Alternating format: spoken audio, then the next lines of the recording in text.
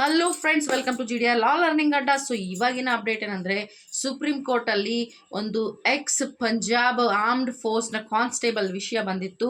ಆ ಒಂದು ವಿಷಯದಲ್ಲಿ ಸುಪ್ರೀಂ ಕೋರ್ಟ್ ಅವ್ರು ಏನು ಡಿಸಿಷನ್ ತೊಗೊಂಡ್ರು ಅಂತ ಹೇಳಕ್ಕೆ ಬಂದಿದ್ದೀನಿ. ಈ ಒಂದು ಕೇಸಲ್ಲಿ ಆ ಕಾನ್ಸ್ಟೇಬಲ್ ಅಗೇನ್ಸ್ಟಲ್ಲಿ ಶೋ ಕಾಸ್ ನೋಟಿಸ್ ತೊಗೊಳ್ಳಾಗಿತ್ತು. ಯಾಕಂದರೆ ತುಂಬ ಸಲ ವಾರ್ನಿಂಗ್ ಕೊಟ್ಟರು ಕೂಡ ಸರಿಯಾದ ರೀತಿಯಲ್ಲಿ ವರ್ಕ್ ಮಾಡ್ತಾ ಇಲ್ಲ, ಡ್ಯೂಟಿಗೆ ಹಾಜರಾಗ್ತಾ ಇಲ್ಲ ಅಂತ ಹೇಳಿ ಅವರ ವಿರುದ್ಧದಲ್ಲಿ ಶೋ ಕಾಸ್ ನೋಟಿಸನ್ನು ತೊಗೊಳ್ಳಾಗಿತ್ತು. ಆ ಒಂದು ಶೋ ಕಾಸ್ ನೋಟಿಸ್ನ ಅಗೇನ್ಸ್ಟ್ ಅಲ್ಲಿ ಅಪೀಲ್ ಹೋಗಿದ್ರು ಆ ಕಾನ್ಸ್ಟೇಬಲ್. ಅಪೀಲ್ ಹೋದಾಗ ಏನಾಗಿತ್ತು ಆ ಕಾನ್ಸ್ಟೇಬಲ್ಗೆ ಅಂತಂದ್ರೆ, ನನ್ನ ವಿರುದ್ಧದಲ್ಲಿ ಶೋ ಕಾಸ್ ನೋಟಿಸ್ ಅನ್ನ ತಗೊಂಡಿದ್ದಾರೆ, ಈ ರೀತಿ ಎಲ್ಲ ಮಾಡ್ತಾ ಇದ್ದಾರೆ, ಇದು ತಪ್ಪು, ಇದನ್ನ ಏನ್ ಮಾಡ್ಬೇಕಪ್ಪ ಅಂತಂದ್ರೆ ಸೆಟ್ ಅಸೈಡ್ ಮಾಡಬೇಕು ಅಂತ ಹೇಳಿ ಅವರು ಏನ್ ಮಾಡಿದ್ರಪ್ಪ ಅಂದ್ರೆ ಅಪೀಲ್ ಹೋಗಿದ್ರು.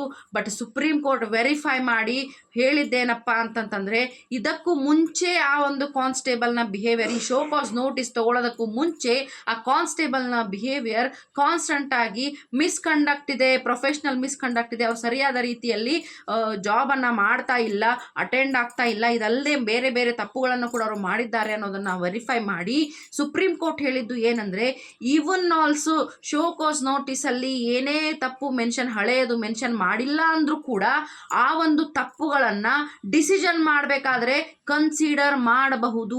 ಅದರ ವೇಟೇಜ್ ಕೂಡ ಏನಾಗುತ್ತೆ ಅಂದರೆ ಎಫೆಕ್ಟ್ ಬೀಳುತ್ತೆ ಡಿಸಿಷನ್ ಮೇಲೆ.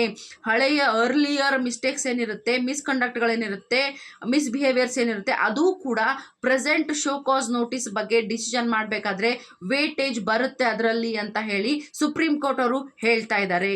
ಓಕೆ, ಸೊ ಹಾಗಾಗಿ ಆ ಒಂದು ಕಾನ್ಸ್ಟೇಬಲ್ನ ಮಿಸ್ಕಂಡಕ್ಟ್ನ ಕನ್ಸಿಡರ್ ಮಾಡಿ ಅವ್ರು ಏನು ಮಾಡಿದ್ರಪ್ಪ ಅಂದರೆ ಅವರ ಅಪೀಲನ್ನು ಡಿಸ್ಮಿಸ್ ಮಾಡಿದ್ರು. ಸುಪ್ರೀಂ ಕೋರ್ಟ್ ಆ ಅಪೀಲನ್ನು ಡಿಸ್ಮಿಸ್ ಮಾಡಿತ್ತು.